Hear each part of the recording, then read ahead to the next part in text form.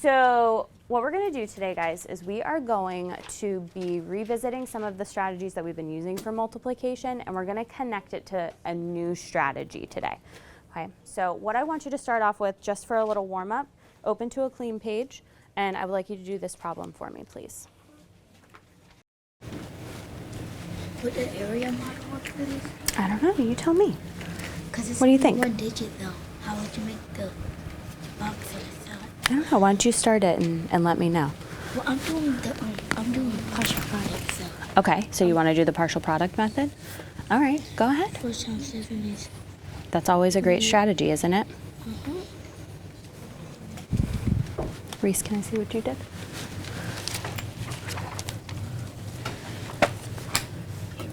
Awesome, okay.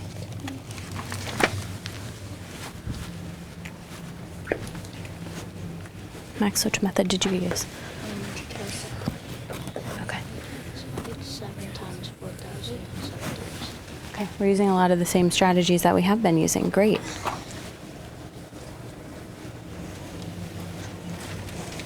Benton, which one did you use? Practically partial products. Okay. Dutch, can I see yours for a moment, please? Okay. Pause and look up here for just a minute, because Jemiah asked a great question. She said, can you use the area model for a single digit number? And actually, Dutch did that. You can. You absolutely can. So let's take a look at this for a second. My number was 4,365. So Jemiah, thinking about the question that you just asked me, and maybe looking at some of our work, those of us that did solve with area model, why does he have 4 sections going across? Why does he have 4 sections going across like that? There's 4 numbers, but there's something, well, there's 4 digits. There's 4 digits. Great correction there. Tiana made a great point. She said she had 4 digits, which we've been talking about represent our place value, right? So we had 4 thousands, 3 hundreds, 6 tens to make 60, and 5 ones. And then we just had that 1 digit that we were multiplying times, okay? So, and a lot of you did partial products, which is another great strategy we've been using. All right, so here is our problem for the day. Take a second, read it in your head. Can I get one volunteer to read it out loud for me, please? Benton, go ahead. A certain washing machine uses blank gallons of water for each load of laundry washed. How many gallons of water would the washing machine use for blank loads of laundry? Show your routine. Okay, can someone please read it a second time? Jemiah? A certain washing machine uses 3 gallons of water for each load of laundry wash. How many gallons of water would the washing machine use for blank loads of laundry? Okay, and a third time. Jaren, go ahead. A certain washing machine uses blank gallons of water for each load of laundry wash. How many gallons of water would the washing machine use for blank loads of laundry? Okay, wonderful, thank you. Before we even get started on this problem, raise your hand if you have helped with laundry before at your house. Okay, good, I know. Sometimes we get problems and we might not be able to relate to them completely, but if you've ever helped with laundry, you can relate to this because the washing machine uses water. It uses a certain amount of gallons every time. So let's think about some of the questions that we ask ourselves every day. What is this problem about? What is this problem about? It's about how many gallons of water. How many gallons of water would the washing machine use? Okay, everyone agree with that? It talks about how many gallons of water, laundry, exactly, the washing machine. Dutch, you want to add to that? Okay, what are we trying to find out? Some of you did just kind of tell me that. Ali, what are we trying to find out? How many gallons of water would the washing machine use for blank loads of laundry? Okay, so they might give us a certain amount of loads, and we want to figure out how many gallons of water are used in that many loads. All right, and then what's the important information that we need to actually know here? What's the important information that we need to actually know here? We need to know what from that sentence? I need to know how many loads I'm doing, right? And how many gallons of water in each. Perfect, awesome. Okay, so as always, I am going to uncover that information so that you can do the problem. So have your pencils ready. I'm going to give you 2 minutes to solve it. Then you're going to share your strategy that you used with a neighbor. And whichever strategies you wanted to. Remember, you did more than one strategy, so it's okay to use more than one. Okay, well, how would you do it? If you're looking at how you split it apart right here, how you split apart 156, how would you split apart 29? Awesome. Go ahead and do that. Okay, great job. Before you add that all together, can I ask you one question? What do you notice that's different over here than up there? What do you notice that's different? You had 150 and 6. What's different over here when you broke apart your number?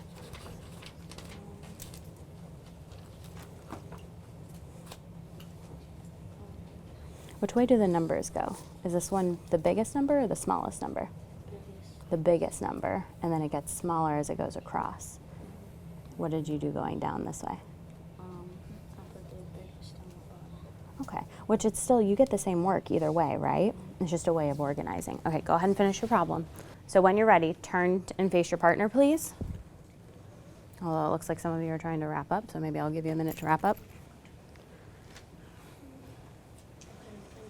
Okay, go ahead and turn your body and face your partner, please. Okay, so let's take a look at the different ways that you guys solved this problem. And then, Dutch, looking at the way that you broke it apart, did you break it apart the same exact way that Reese did? No. So talk to each other about the different ways that you broke it up. What are some ways that were similar? Because Reese, it looks like you did a couple things similar to Dutch, but not exactly the same. I want to hear you guys talking about that.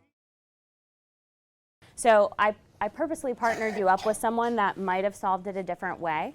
Even if we solved it a different way, this might make a connection for you. So we've been talking about these two specific methods. So Benton solved it one way and Tiana solved it another. So I asked them, I said, well, what's similar though about the ways that you solved it? And Tiana, can you tell me what you said? I said just like how I did 100 times 20. Can you come up here and point to it for me? He did that, but with the boxes. Okay, so point to where you did 100 times 20. Awesome. And where did Benton do 100 times 20? Perfect. And then they got 2,000, both of them, when they did it, right? Okay, perfect. Thank you so much. Okay, awesome. So here's what we're going to do now. I am going to show you another method. And what I want you to do is I want you to look at the method that you had in front of you. Okay? We've been talking about area model. We've been talking about partial products. I want to see if you can find where I got some of these answers from this next method that I'm going to show you. This is a different method for a lot of people. So, like I said, we know area model. We feel comfortable with that, a lot of us. We know partial products. So here's a different strategy. I just want you to take a look at these numbers for me. Okay, so I hear a couple mumblings. I heard someone say, oh, that was one of the ways that someone else solved it. I just want you to take a look and try and look at your method, look at this method, and I want to know where some of these numbers came from. I want you to think about it for a second. Okay, so 156 times 29, that's from our problem, right? So I want you specifically to look at 1,404 and 3,120. And I want you to find in your problem, so I'm giving you a task right now, I want you to find on your paper where those numbers could have come from. I see Corbin circling something, which I might ask him to circle, and I might put that up there in a minute. Did anyone circle on their paper where we might have gotten that answer from? This was the second one that they showed. They had 156 times 20 and 156 times 9. So 156 times 20, that is perfect how you wrote that out. That is absolutely perfect how you wrote that out. Can everyone see that? You can sit right back down. Thank you, sir. Everyone see that? He wrote 156 times 20, and then he wrote 156 times 9. And those of you that did the area model, you would have had the same exact thing because you broke it apart by place value, didn't you? Absolutely. So here's my question. We just related this to the method that you chose to do. We call that standard algorithm. Okay, that's our next strategy. And if you look at our strategy chart that I've been keeping track of, we have the area model, we have partial products. Standard algorithm is the name of the next strategy that we're going to talk about. So here's my question.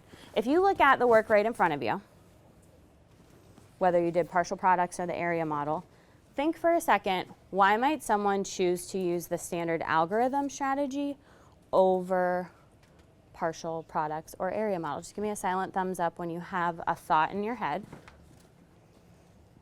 Okay, turn and tell your partner why you think that would be a good strategy. To do, And it's faster. For me, yeah, and you can I like, have to, and it's whenever you do partial products, you have to write down all, like, Yeah, you have to all do of each these. one, you have to do 20 times 100, like this. 20 times 50, 20 times 6, 9 times 100. Yeah, and it's quicker to do.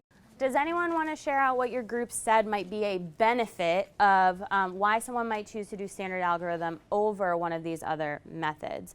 Me and my partner said it'll be easier because you're multiplying one thing and one thing to get another thing. Okay, can anyone repeat what Jaron just said? That was a very interesting thing that he said, the way he worded it. Tiana, can you repeat what Jaron just said? Multiplying something by another. Okay, yeah, he said you're taking something and you're multiplying it times another thing, which is very similar to what you and Benton just said. What were the things that you guys said? It's quicker to do because you have to do like you have to write a whole bunch of stuff down for partial product, but when you do the Standard algorithm. algorithm, it's less work to do. It's less work to do. And Benton made a really good point too, and I heard Reese saying it, and I heard, I think, Max's partnership saying it too, is that Benton said you're multiplying this times this, and then you're multiplying this times this, and then you have to add it all together. Doesn't that kind of leave more room for error to happen too? Yeah. Okay. All the numbers, yeah. The more numbers you have, the more likely you are to possibly make a mistake. So, but what I want to do really, really quickly is those of you, everyone, even if you're doing area model, we've talked about partial products. And I liked how Corbin kind of boxed everything together. But if I could put Corbin's work up really quickly, 156 times 29. Okay, Corbin broke this apart, and I'm going to kind of make it look like I did on the chart over there. It's just an organized way, which a lot of you are writing the problems. He had 100 times 20. He had 50 times 20. And he had 6 times 20. What did he do there? It's just like partial product. It is. It absolutely is. That's the name we assigned to it. But what did he do? He broke the numbers apart and he multiplied the 20 with the 156. with the entire 156. Absolutely, that's what he did. And then did he do the same thing with the number in the ones place with the 9? Yes. He absolutely did.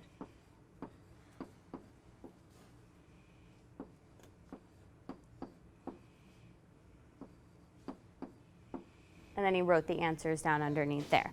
So thinking about how Reese did it though, he did it in less steps. So I just want you, I'm going to leave this up when you're working at your seats with a problem that I'm going to hand out to you. I'm going to have you go back to your seats because you've been doing a wonderful job sitting on the carpet. And I'm going to ask you to solve the problem that I'm going to give you using a method that you like, but I also want you to try and see if you can figure out how to make it look in standard algorithm form. I know, a little bit of a challenge, but this is kind of an explore process instead of a go and apply it right away, okay?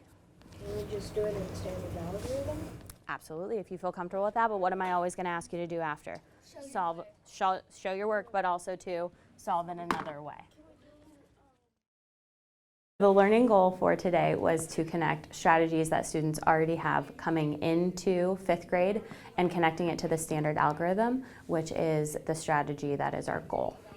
I often split students up into groups because I think if it's a really big task that students have to accomplish at the end, something like standard algorithm, which is often a struggle, it is easier for me and for them to stay focused on the task. I can give students better feedback right away. And I think the students are focused more on the task too, because I am giving immediate feedback.